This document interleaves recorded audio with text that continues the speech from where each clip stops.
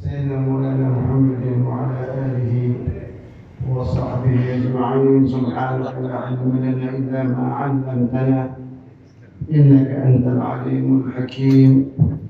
رب اشرح لي صدري ويسر لي أمري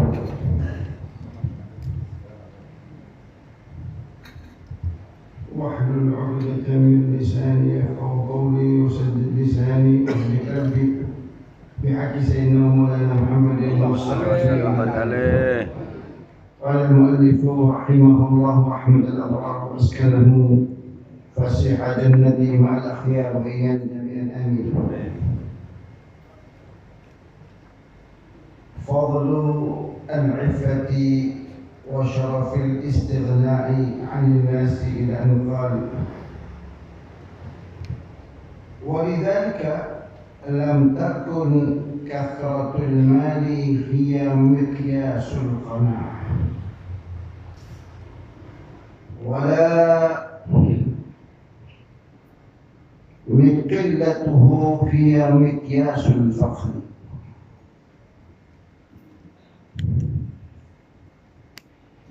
Menyambung kaji kita akan apa yang telah dituangkan oleh sahibul kitab dalam hal ini Sayyidi wa Imami Sayyid Muhammad bin Alawi al-Maliki dalam kitabnya keistimewaan umat Sayyidina wa Maulana Muhammad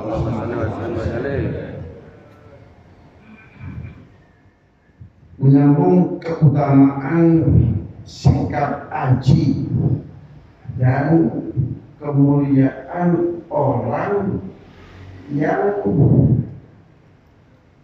merasa cukup akan pemberian Allah sehingga ia tidak mudah-mudah untuk mengulurkan tangan memohon belas kasih orang. Nah, itu sikap seperti itu dalam Islam amat sangat terpuji. Sudah ketemu? Sudah. Kalau mau catatan.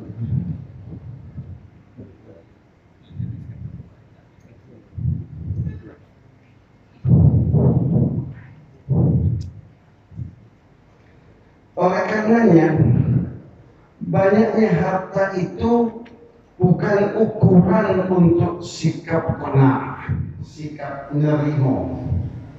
Itu banyaknya harta bukan lagi jadi ukuran. Dan sebaliknya, minim harta juga bukan ukuran sebuah kemiskinan dan kefakiran. Wa min huna yaqulu Abu Dzar radhiyallahu anhu, dari sinilah kemudian seorang sahabat yang bernama Abu Dzar al-Ghifari radhiyallahu anhu berkata, qala li Rasulullah sallallahu alaihi wasallam, Rasul berkata kepada Abu Dzar sebagai orang peduli dan cinta kepada sahabatnya serta hendak memberikan pegangan hidup untuk Abu Dzar. Maka Rasulullah bersabda, ya Abu Dzar, atara kathratal mali wal ghina, wahai Abu Dzar, apakah engkau berpikir orang yang banyak harta itulah kekayaan yang sesungguhnya?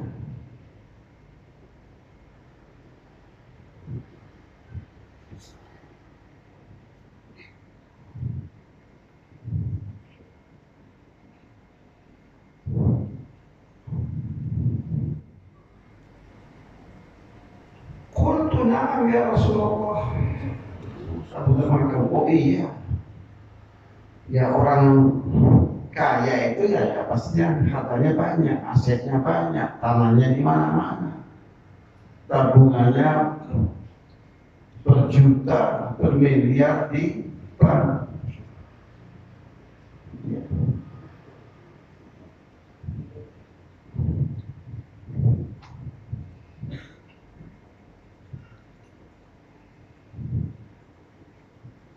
Rasul sallallahu alaihi wasallam.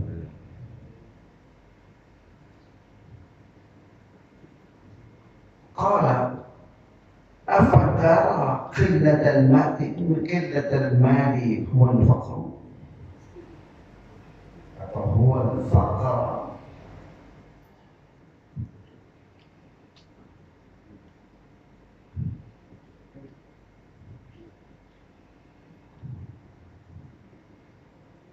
Maka apakah engkau berpikir juga bahwa minimnya harta itulah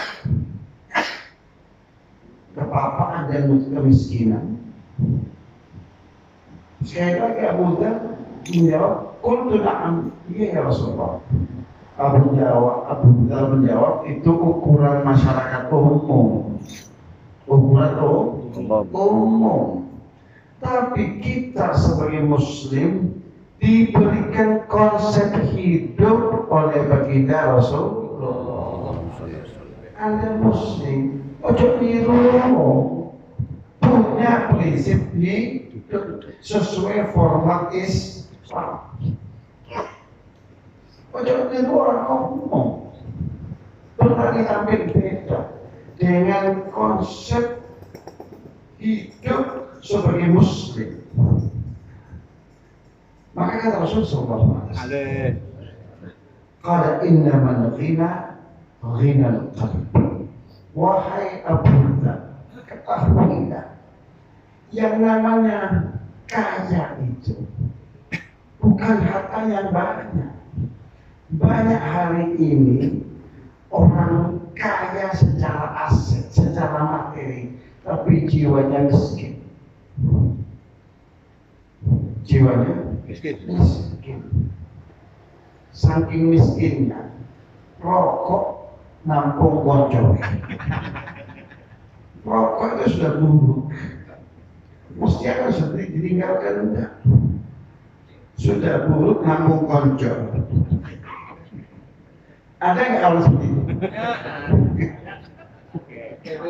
Itu jawabannya pasti banyak. Berarti kaya itu bukan kaya materi, tapi kaya itu sesungguhnya mana Allah kayakan hati kita, Allah kayakan jiwa kita, Allah kayakan mental kita. Ini arahan Rasul. Ojo niru gaya umum. Tidak bisa diikuti. Tapi Anda sebagai muslim punya pandangan hidup sendiri, dan pandangan hidup itu diwariskan oleh baginda Rasul. Jadi jangan jalan yang ini dengan kehilangan kepercayaan diri karena kantongnya selalu kempes. Enggak. Karena tolak ukur barometer kekayaan itu bukan dari materi, tapi bagaimana kita melihat hidup, bagaimana sikap kita melihat hidup.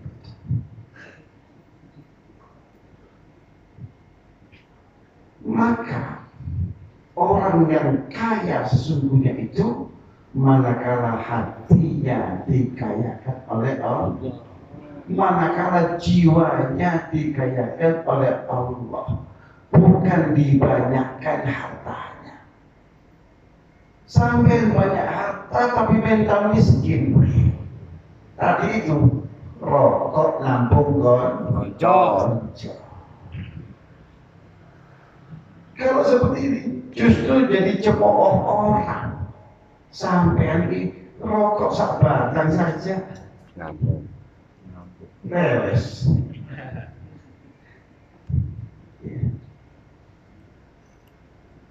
Dan itu banyak di masyarakat.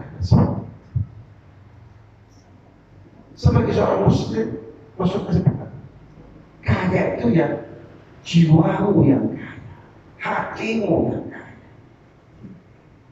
Kalau orang itu jiwanya kaya, hatinya kaya, melihat hidup ini enteng, selalu optimis. Tapi kalau mentalnya miskin, selalu kadang padahal panas Begitu ada pengumuman LP Jakarta, waduh, akhirnya neraka. Akhirnya neraka. Kayak sepuluh kali kita LPG. Itu karena mentalnya miskin.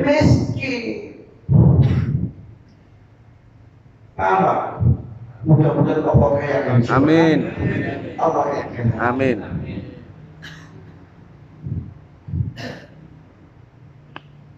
Qala innamal ghina ghinal qalbi wal faqru faqrul qalbi.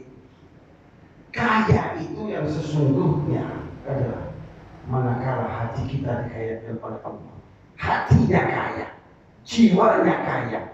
Demikian pula sebaliknya, kepapaan, kemiskinan, kefakiran itu manakala hati kita dimiskinkan oleh Allah, meskipun kata kita banyak. Manakala jiwa kita dimiskinkan oleh Allah, manakala mental kita menjadi orang miskin, selesai, tidak bisa menikmati sebuah pikiran. Normal, iya bang, saya hidup apa? Ya, sudah bisa menikmati yang dimakan. Ya. Yang dimakan ini pun dia merasa mahal. Ya, kalau seperti apa enaknya? Yang enak orang sendiri di rumah sakit sama mobil. Apotek rumah sakit. Itu yang menikmati harta itu. Karena dia terpaksa keluarkan duit. Ya, dipaksa harus keluarkan duit karena penyakit.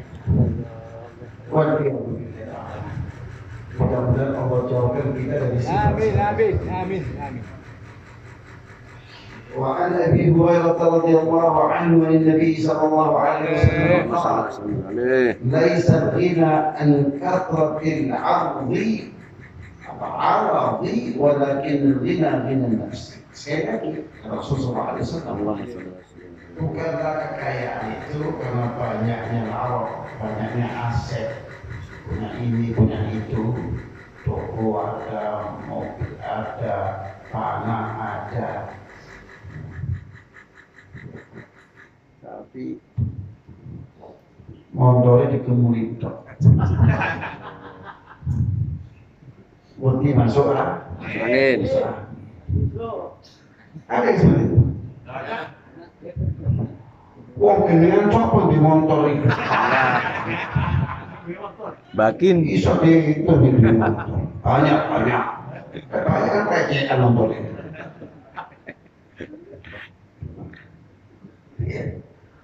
Lah yang ada ini satu dua yang ada pun takut mobilnya masuk kan, makanya ditutupi.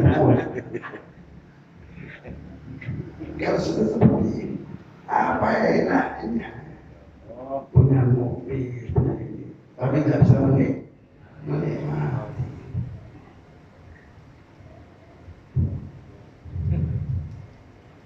Wa yukhbiruna sallallahu alaihi wasallam anna 'izza al-mu'min huwa istighna'uhu 'anil nas. Rasulullah sallallahu alaihi wasallam juga kemudian menyampaikan kepada kita bahwa kejayaan seorang mukmin, kekuatan seorang mukmin, marwah seorang mukmin itu istighna'uhu 'anil nas. Saat ia punya kemandirian, tidak terlalu bersandar dan berharap kepada orang lain.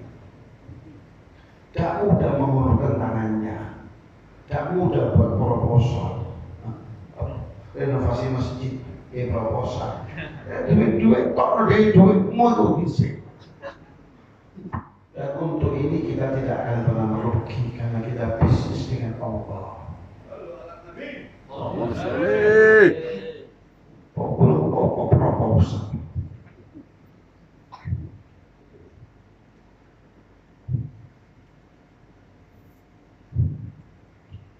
Jadi kata Nabi, izzul mu'min kejayaan seorang mukmin, kekuatan seorang mukmin, marwah seorang mukmin, harkat seorang mukmin saat ia hidup dengan kemandiriannya, tidak bersandar kepada orang lain, tidak berharap kepada orang lain, dan tidak mudah mengulurkan tangannya untuk memohon welas kasih orang lain.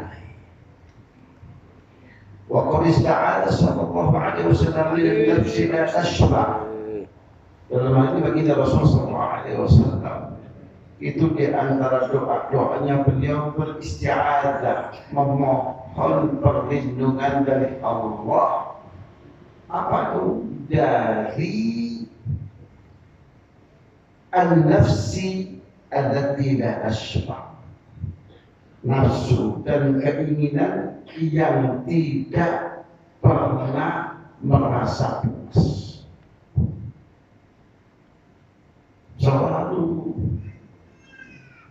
diberi hal min mazid, hal min mazid. Orang bikin rokok aja, kan lah begitu. Iya. Kata neraka dicemplungi panggung bisa kayak neraka berkomentar lebih masjid seolah maling. Nah, kalau orang seperti ini itu mengadopsi sifatnya neraka, amin masjid. Iya, kita ini sekali-sekali perlu bersyukur kepada Allah dan merasa cukup, cukup. Sudah pernah saya sampaikan bahwa Nabi itu mengilustrasikan orang pemburu rupiah itu seperti orang minum air laut. Orang minum air laut tidak akan pernah terpenuhi rasa hausnya, makin haus. Seperti itu. Jadi nggak ada manusia mencari materi duniawi lalu sudah cukup, saya pensiun dari cari duit itu belum terakhir manusianya.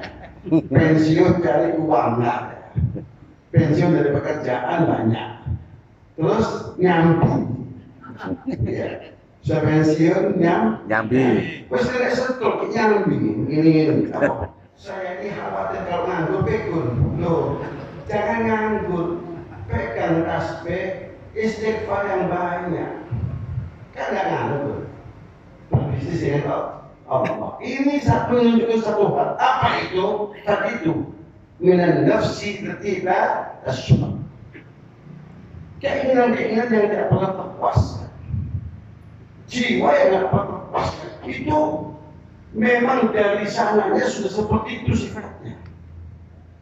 Anin nafsi tidak tasyba. Nah, bisa cara itu memberikan edukasi pelajaran kepada umatnya. Di antara doa yang seyogyanya kalian panjatkan, Allahumma inni a'udzubika min nafsin la tashba.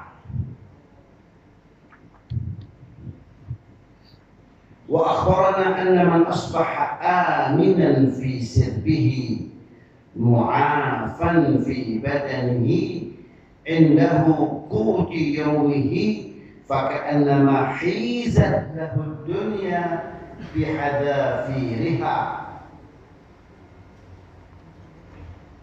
ay faka'annama u'tiya dunya bi asriha. Rasulullah SAW kemudian memberitahukan kepada kita, siapapun orangnya yang saat ia di pagi harinya bangun dari tidurnya itu aminan fi sirbihi, bangun keadaannya tenang, aman, keluarganya cakep, alhamdulillah. Ya, jadi uber-uber di kota, kalau bagian motor nunggak 3 bulan, tidak ada hal-hal seperti itu. Dia merasa aman. Yang pertama, mu'afan fi badanihi. Kita dapatkan dirinya paru-parunya masih bekerja dengan baik, jantungnya masih berdetak dengan baik, matanya masih berfungsi dengan baik, tangannya masih bisa digerakkan, motorik tangannya, motorik kakinya, motorik tubuhnya masih berfungsi dengan baik. Mu'afan fi badanihi. Badannya sehat afiat. Yang kedua. Yang ketiga, indahu qutu yaumihi. Untuk makan hari itu ada. Untuk makan hari, untuk dirinya dan untuk keluarganya ada. Nah, kalau tiga hal ini sudah digapai dan dimiliki oleh seseorang, kata Rasulullah, faka'annama, maka orang itu seperti hizat lahu dunya bihadafiriha, seakan-akan dia sudah memperoleh dunia beserta seluruh isinya. Logikanya begini, kalau kita tenang, aman, jauh dari problem kehidupan, ada yang kita makan dan badan kita sehat afiat, maka kita bisa menikmati hidup hari itu dengan sepuas-puasnya. Itu tolak ukurnya. Kita hidup bahagia, bisa menikmati hidup. Coba kita balik logikanya. Salah satu dari unsur tadi itu kita coba. Dia badannya sehat, berasa karung mono. Ya, lauk gampang kosong, togo yakum, kali order ndok. Iya, nyeplok godok macam-macam. Tetapi dia orang yang bermasalah, yang terancam keamanan dirinya, kira-kira bisa menikmati makan hari itu, bisa menikmati tidur hari itu, tidak bisa. Atau dia aman, isi di tahun rokok, tapi tidak pun dia nggerik-nggerik, bisa menikmati hidup, tidak bisa, tidak bisa. Jadi kalau tiga unsur itu sudah ada pada diri kita, kita hanya mengucapkan alhamdulillah. Kita, kata Nabi, orang yang paling kaya. Jadi sekali lagi, kekayaan itu apa? Tolak ukurnya keamanan diri. Yang kedua, keafiatan diri. Yang ketiga, hari itu ada yang bisa dimakan. Itu tolak ukur barometer kekayaan. Karena isi dunia itu yang intinya tiga tadi itu. Salah satu kita tanggalkan, kita tidak akan bahagia. Tapi dengan tiga unsur tadi itu, kita dapat pastikan kita akan bahagia. Nah, kalau ukurannya kekayaan kebahagiaan, ya tidak perlu beras berton-ton. Oh, sini pangan satu dulu, nimbun berton-ton.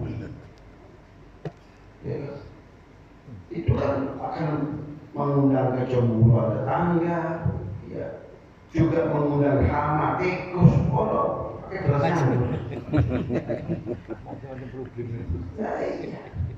Padahal simpangan cuma satu, yang ditimbun berkarung-karung. Itu akan berdampak pada banyak hal. Akan memicu kecemburuan sosial, ya, akan memicu berbagai macam fitnah. Jadi mulai melihara tuyul, sekian. Ojo-ojo, kerjaannya bisa-bisa saja. Ojo-ojo melihara tuyul. Fitnah tidak? Sampai ya macam-macam sebenarnya. Ojo akeh nganggur, tapi kok rezekinya berlimpah. Ojo akeh narkoba.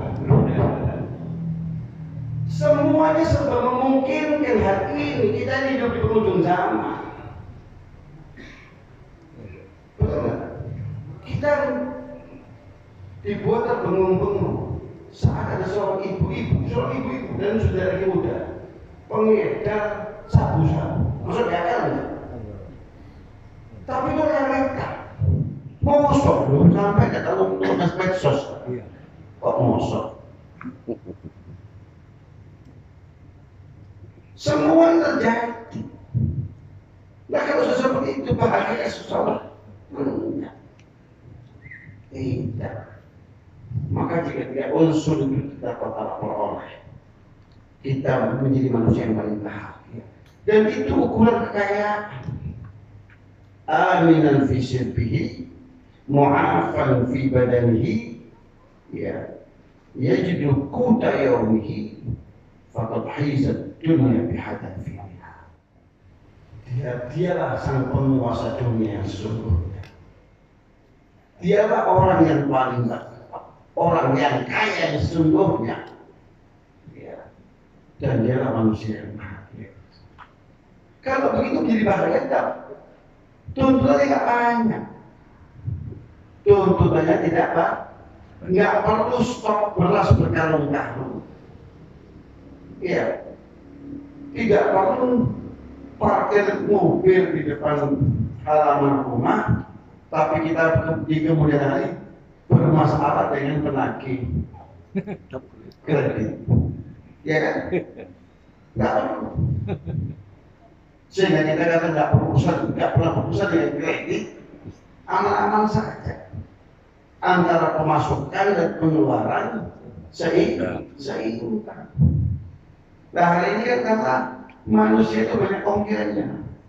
Tahu gue bisa sudah menengah katakan kalau gengsi dia saingan.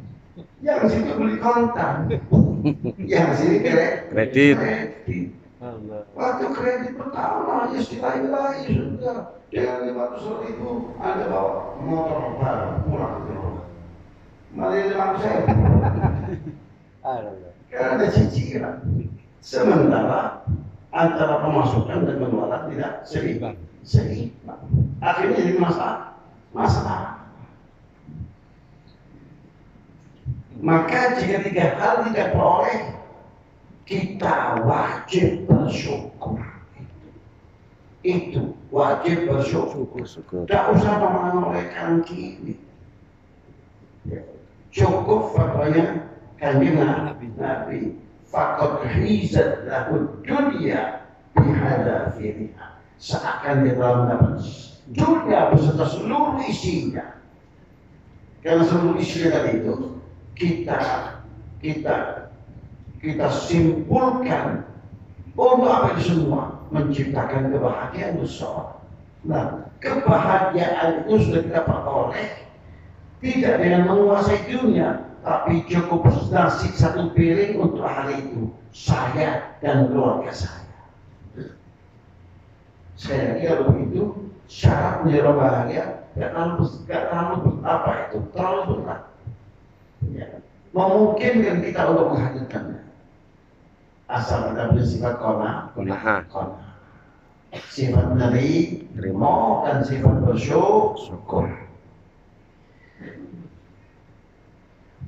Amma ma yati min ghairi su'alin fahuwa khairun wa barakah. Lah kalau ada rezeki monggo dodok bawah. Pikir berkatan itu kita tidak meminta. Maka kata Nabi SAW, rezeki yang datang tanpa meminta itu khairun wa barakah. Terkandung kebaikan dan tidak terkandung keberkahan. قال صلى الله عليه وسلم لعمر بن الخطاب فأما ما كان عن غير مسألة فإنما هو رزق yarzuqukallahu. Wahai sahabat Umar, adapun rezeki yang datang min ghairi mas'alatin, tanpa diminta, tanpa harus diminta, fa innama huwa rizqun, itu rezeki yarzuqukallahu, itu rezeki yang engkau diberikan oleh Allah. Jadi tidak mencaplok rezeki orang lain. Wa qala li as-sayyidati Aisyah, ya Aisyah, man a'taqi ata'an min ghairi mas'alatin faqbalihi fa innama huwa rizqun aradahu Allahu ilaiki. Nabi pernah berkata kepada istrinya, dan ini menjadi pegangan hidup. Kata beliau kepada istrinya, wahai istriku Aisyah, jika ada seseorang memberikanmu pemberian dan itu terjadi min ghairi mas'alatin, tanpa engkau minta, yang bersangkutan sama itu dengan senang hati memang ingin memberikan hadiah, cendera mata, apapun namanya, maka fakberihi, terima. Itu ajaran Nabi kepada istrinya untuk tidak menolak hadiah. Ya. Jadi Ustaz tidak mau anti hadiah. Ustaz saya nggak tahu finau itu. Warok itu. Kalau waroknya di apa itu? Ponorogo. Reok.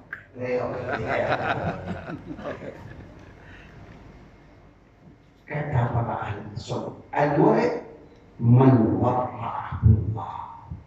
Orang warok itu orang yang memang diwarakkan oleh Allah, diberikan sifat qanaah. Walaysa al-wari'u man yatawarra'. Bukanlah orang yang warok itu yang pura-pura warok. Yang gurih-gurih maksudnya. Bukan itu. Jadi kalau ada hadiah yang datang kepadamu tanpa kau minta, ya fakbarihi, terima saja. Pokok kamu tidak minta. Fa innama huwa rizqun, itu rezeki Allahu ilaiki, yang Allah sodorkan kepadamu melalui orang itu. Hakikatnya yang memberi adalah Allah melalui orang itu, supaya orang itu dapat jasa apa itu, apa istilahnya itu orang memberikan ongkir, jasa ongkir. Iya. Nah ini dapat pahala. Hakikatnya yang beri siapa? Allah. Tapi kita tidak boleh melupakan jasa orang tadi itu. Untuk itu Rasul mengatakan, man lam yashkurin nasa lam yashkurillah. Orang yang tidak bisa berterima kasih kepada kebaikan orang, itu hakikatnya dia tidak pernah bersyukur kepada Allah. Alhamdulillah, Gusti Pangeran seirung ya. Terus orangnya nggak begitu. Nggak begitu konsepnya. Paham ya?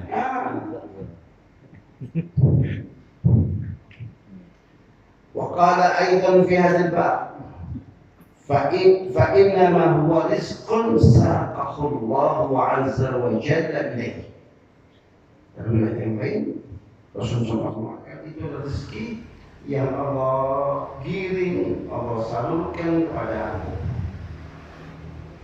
ولا يظن الآخذ المحتاج المستحق بأنه مذموم مطرود أو ناقص. Nah, juga jangan pernah berpikir orang yang menerima tadi itu menerima sementara ia dalam posisi memang yang membutuhkan, ya. Dan dia al-mustahiq, memang layak untuk diberi. Kalau dia membutuhkan, layak untuk diberi. Bahwa dirinya mazmum, itu perbuatan yang tercela. Dia tercela, harga dirinya jatuh, sama sekali tidak. Nah, ini konsep, ini pandangan syariat. Pandangan masyarakat kita abaikan, kita kedepankan pandangan syariat. Kalau ada orang yang menerima tadi itu apa minta, sementara dia adalah al-mustahiq, orang yang memang berhak untuk itu, dan muhtaj, memang dia sedang butuh, ya, muhtaj dan mustahiq, maka bi'annahu madmun, bahwa dia orang yang tercela, itu tidak benar, ya. Matrudun, orang yang terusir daripada nilai-nilai kehormatan, juga tidak benar. Naqisun, orang yang kini setelah kurang kehormatan dirinya, harga dirinya, juga tidak benar. Faqad basyarahu sallallahu alaihi wasallam biqaulihi man mu'ti min sa'atin bi afdala min al-akhiri idza kana muhtajan. Idza kana muhtajan. Rawahu Tabarani fil Kabir. Rasulullah SAW bersabda, bukanlah orang yang membeli min sa'atin, dia beli kenapa? Karena dia punya kelapangan rezeki, punya kelebihan rezeki, lapang, memungkinkan dia untuk berbagi dengan orang lain. Bahwa yang memberi itu lebih afdal dari yang menerima. Sementara yang menerima memang orang yang sedang butuh. Paham ya? Kata seperti itu. Tidak. Jangan pernah berpikir yang memberi lebih afdal daripada yang menerima. Jika yang memberi itu memberikan 100.000, sementara di kantongnya ada 10 juta, ya kan? Itu min sa'atin, dia dalam kelapangan, dalam limpahan rezeki. Kemudian yang terima dalam kondisi memang dia sedang membutuhkan, maka yang memberi tidak lebih afdal daripada yang menerima. Jadi dalam posisi seperti ini nggak perlu kecil hati, nggak mengeluh, ya Allah saya udah bisa kok kosong. Jangan berpikir seperti itu. Jangan pernah berpikir seperti itu, bahwa harga diri kita, kehormatan diri kita menjadi jatuh karena kita menerima. Sama sekali tidak. Jika kita dalam kondisi memang sedang membutuhkan. Tapi kalau tidak butuh, alasannya saya ini tidak bisa nolak barokah. Alasannya tidak bisa nolak barokah. Kalau Anda mau barokah, rekan dengan orang itu yang mulia Anda, ya kayak kamu mikir, itu lebih membutuhkan kepada saya. Kayak sampai kayak pakai ganjaran sampai tulah-tulah. Wah, ini kita dapat berkah. Kita sama dengan orang yang bersedekah itu. Tapi kalau kita alasannya, kalau sampai kau terima, sampai tak butuh, sampai cek duit. Tapi semua berkah masalahnya sih. Itu kalau itu doyan. Bagus. Harap doyan. Nah, yang seperti ini akan jatuh harkat dirimu karena dia dalam kondisi yang tidak muhtaj. Tapi jika orang yang menerima dalam kondisi muhtaj, orang yang Betul. bodoh, maka dia tak saat menerima tidak menurunkan harkat dirinya, marwah dirinya, harga dirinya. Paham ya? Nah, itu konsep di dalam syariat kita sendiri.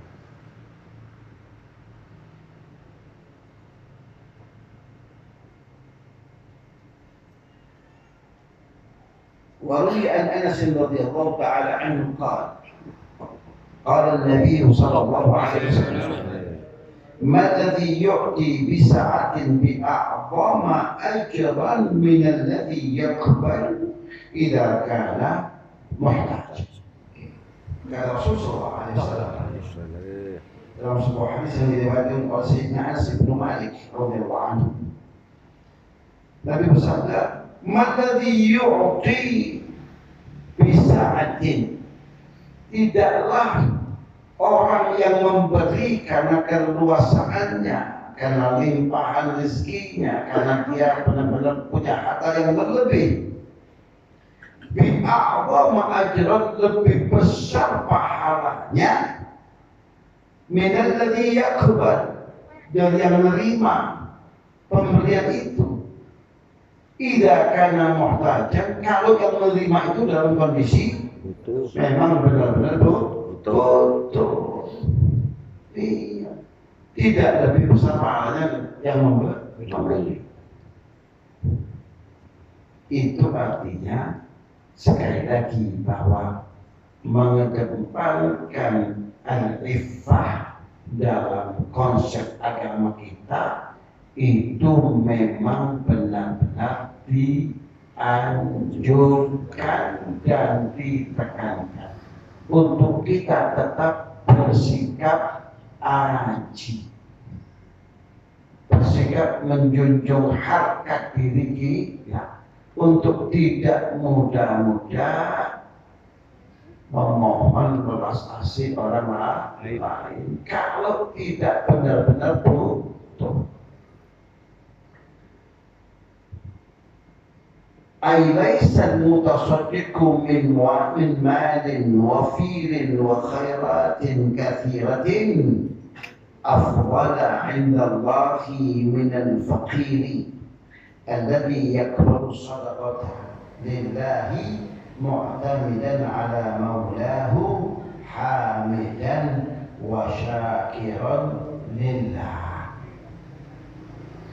Itu berarti bukanlah orang yang bersedekah dengan harta, karena dia memiliki harta yang wafirin, yang berlimpah, yang banyak, wa khairatin katsira, dia tergolong termasuk orang-orang yang dibukakan oleh Allah pintu-pintu kebaikan yang banyak. Ya, rezekinya mengalir begitu mudahnya. Itu lebih afdal di sisi Allah dari sang fakir yang menerima sedekah. Sementara fakir mu'tamidan 'ala maulahu, sandarannya kepada Allah. Apa dia punya rasa iffah, punya sifat aji, hanya bersandar kepada Allah, bukan bersandar kepada manusia. Hamidan wa syakiran lillah, selalu dalam posisi memuji dan bersyukur kepada Allah, tidak berkeluh kesah, tapi selalu bersyukur. Fa inna Allaha rabbuhu, fa inna Allaha rabbuhu wa arada lil awwali al-ghina liyakhtabirahu wa arada lil thani al-faqra liyakhtabirahu subhanahu fa'alahu lihikmati. Karena sesungguhnya Allah adalah Tuhan keduanya, Tuhan dari orang yang bersedekah dan Tuhan daripada orang yang menerima sedekah. menginginkan yang pertama itu kekayaan. Oh enggak, diuji oleh Allah. Diuji oleh Allah.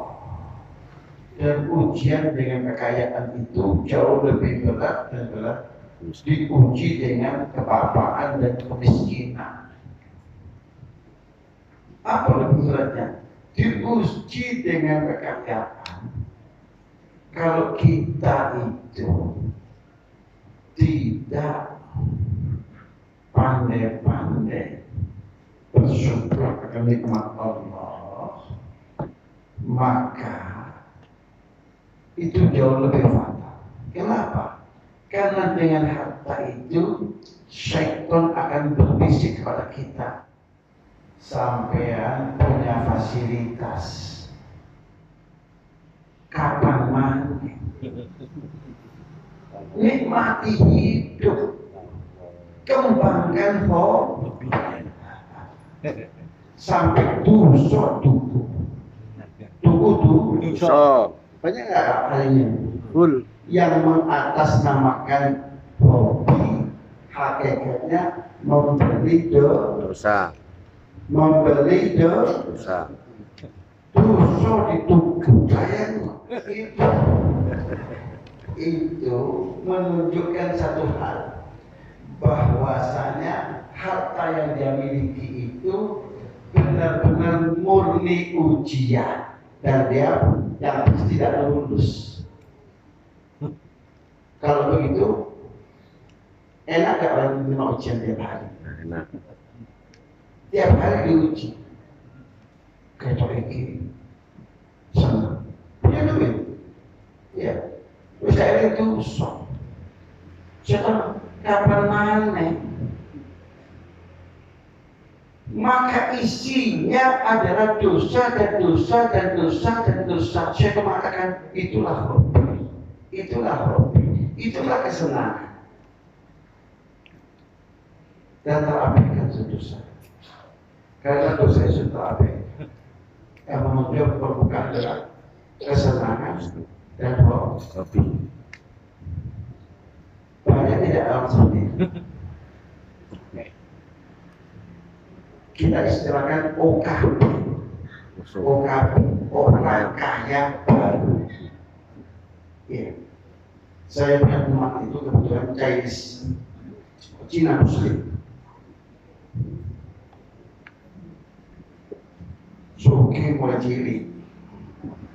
Cilik. Ada temannya OKB, orang kaya Baru. sing males minta lemah karena males kan.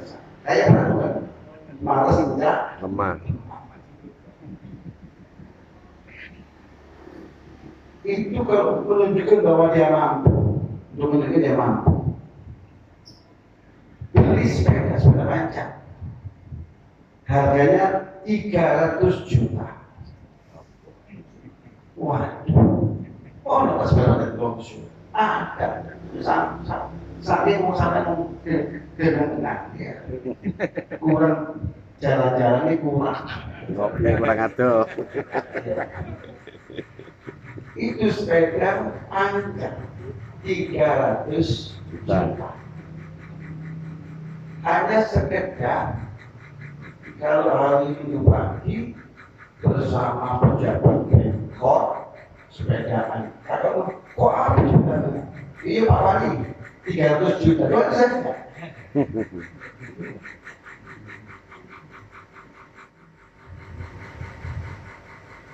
Setelah itu pelanggan Pemkot itu tidak lagi melakukan kegiatan itu. Apa itu? Sebenarnya kan 500 juta. Ini karena OKB. Jadi memang tidak siap di makan. Tidak siap menjadi orang ngawur. Ngawur. Tunggu sepeda 3 juta. Kalau beda nih, kalau beda. sama-sama saja. Apa itu kayak kamu dengan kalau juga usaha kalau juga. repot. Ini 300 juta dibeli. Kalau diambil kita cukup banyak, sehingga mentalnya nggak siap. Dan sehingga teman saya itu lain. Lagi kalau 100 juta cuma buat gengsi saja. Sekali dua kali dia pakai taruh. Karena dia tidak hobi naik sepeda itu. Tidak hobi.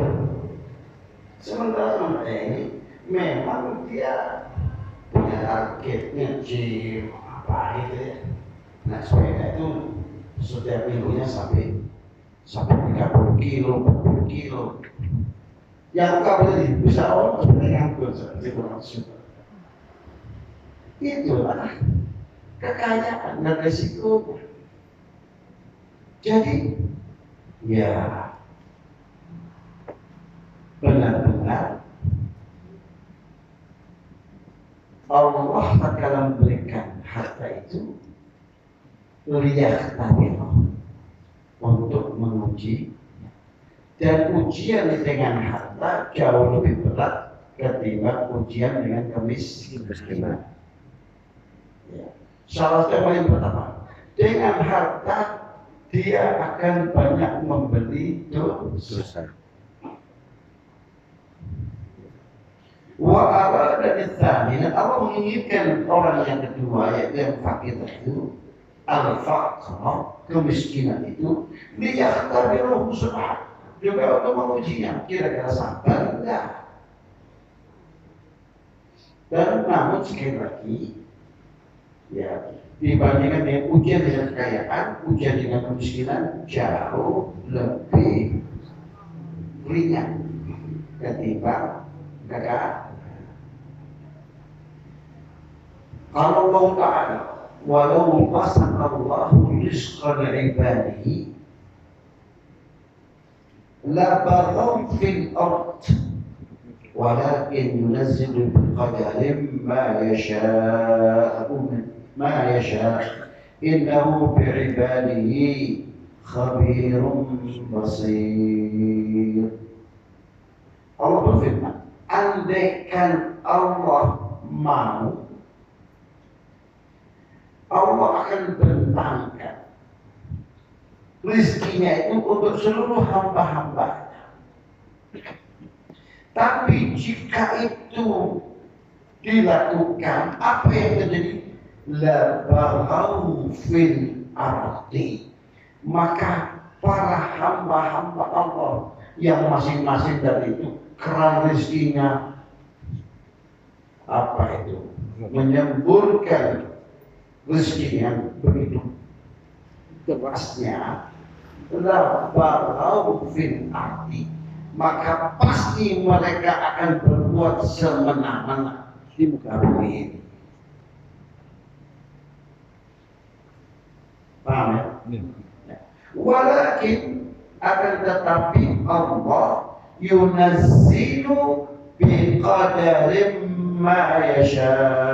Tapi Allah Subhanahu wa ta'ala menurunkan rezekinya itu dengan kadar yang sesuai yang dikehendaki oleh Allah.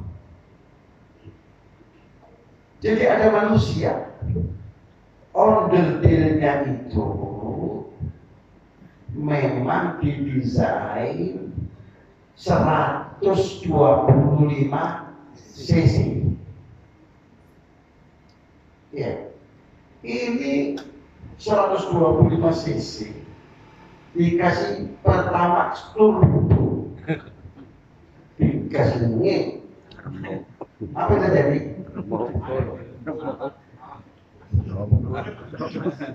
Menjolok dan akan menjadi kerusakan. Karena 125 dipaksakan untuk sekian 500 cc, tidak bisa. Kadarnya 125 cc. Mesinnya cuma 2 tak. Mau dibuat seperti mobil kendaraan cc besar. Memungkinkan tidak? Jebol. Jadi semuanya sudah Allah berikan sesuai dengan takaran masing-masing, sesuai dengan order deal masing-masing.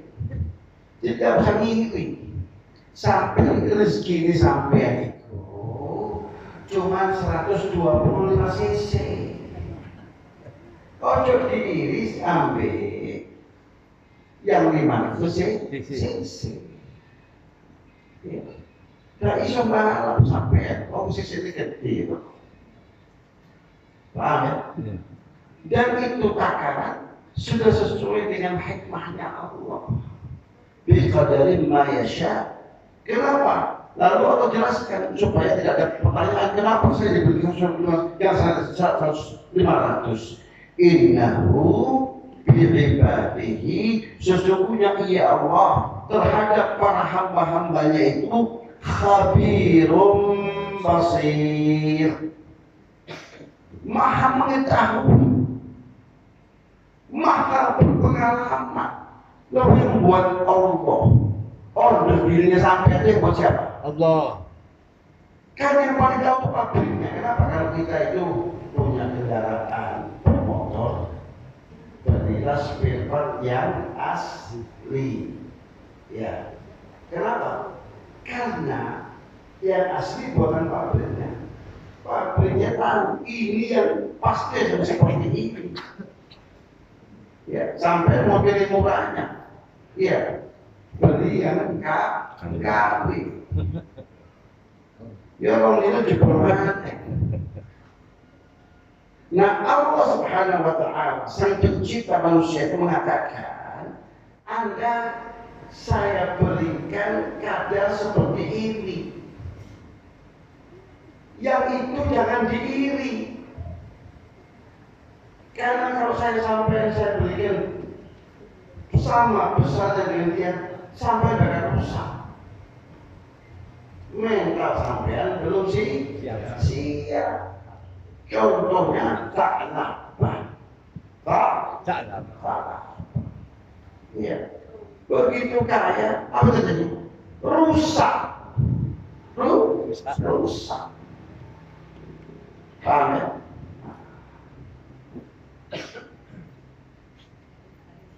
Karena sungguhnya Allah terhadap hamba-hambanya khabirun basir, maha mengetahui, maha melihat.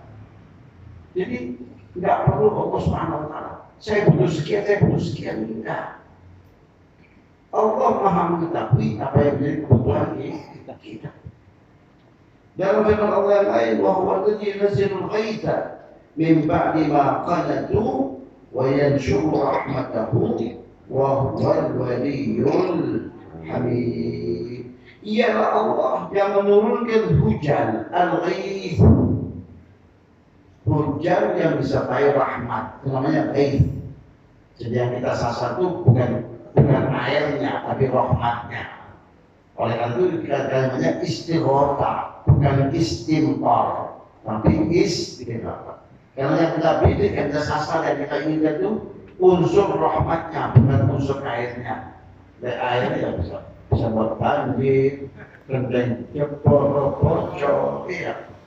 Itu tidak kita inginkan. Yang kita inginkan rahmat Allah yang Allah turunkan bersama air hujan. Bukan air hujannya. Iya, bukan air hujan, tapi apa itu? Unsur rahmatnya.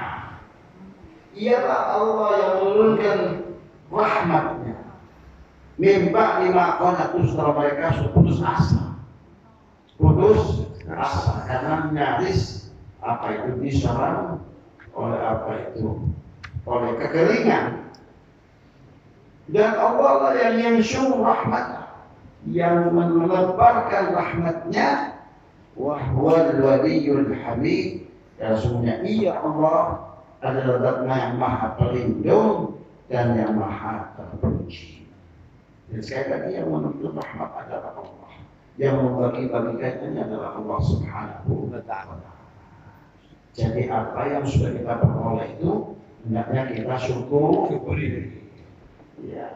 kita syukuri karena ketika kita mendapatkan 3 hal dalam hidup, kita adalah manusia yang paling bahagia. Kita manusia yang paling sukses. Apa yang 3 itu adalah aminan fi sirri. Yang pertama, bangun pagi hari tidak ada yang ngasih hutang, tidak ada yang ngajak ribut, ya, tidak ada yang menagih kredit dan seterusnya. Aman tenang. Ya. Yang kedua, mu'afan fi badani. Ya, dapatkan dirinya dalam keadaan sehat afiat. Semuanya masih berfungsi dengan baik. Ya, dan rezeki untuk hari itu dia dan keluarganya sudah ada. Maka dia seperti orang yang telah mendapatkan dunia beserta seluruh isinya. Sekali lagi, konsep bahagia di dunia ini menurut konsep Islam itu sangat mudah. Memiliki 3 hal ini bagi orang yang paling berbahagia di dunia. Dan untuk mendapatkan 3 hal ini tidak terlalu sulit, tidak terlalu sulit. Jadi jangan sibuk menyesali nasib di, tapi sibuklah untuk memperbaiki nasib di. Jangan sibuk menyesali nasib. Kok ini? Sibuklah untuk menyibukkan diri memperbaiki nasib diri. Iya. Nasib kita kayak dia sholatnya kok tidak berubah-berubah. Itu perlu dipikirkan. Kocok kayak belum sampai tua mangani bohong nggak pedagang. Kalau sampai makan nasi tiap hari mungkin nggak dihabis. Iya. Belum sampai makannya kayak bohong gitu harus tahu. Sekolah juga tak boleh di sekolah jatuh. Alhamdulillah. Coba nasi putih murni. Kadar gula kita sudah nggak normal. Paham ya? Yang perlu kita perbaiki apa? Hal-hal yang bersifat keakhiratan. Yang ada itu. Kebien mulai 6 sampai tua. Kok sholatnya nggak berubah-ubah? Kemarin kok makin panas sholatnya. Ada yang perlu diperbaiki. Keikhlasan kita dalam amal. Kebien mau tolak, menjadi orang sih kalau supaya orang lihat. Itu kita perbaiki. Hal-hal yang seperti itu kita perbaiki. Paham ya? Jadi menyibukkan untuk memperbaiki nasib diri. Ya, terutama hal-hal yang bersifat keakhiratan. Mudah-mudahan ilmu yang kita pelajari nanti jadikan oleh Allah ilmu yang barakah dan bermanfaat. Seiring yang namanya ilmu kita mendapatkan dari keislaman, keimanan, dan kita kuatkan kepada Allah Subhanahu wa taala. Amin ya rabbal alamin. Wassallallahu alaihi wa sallam. Walhamdulillahi rabbil alamin.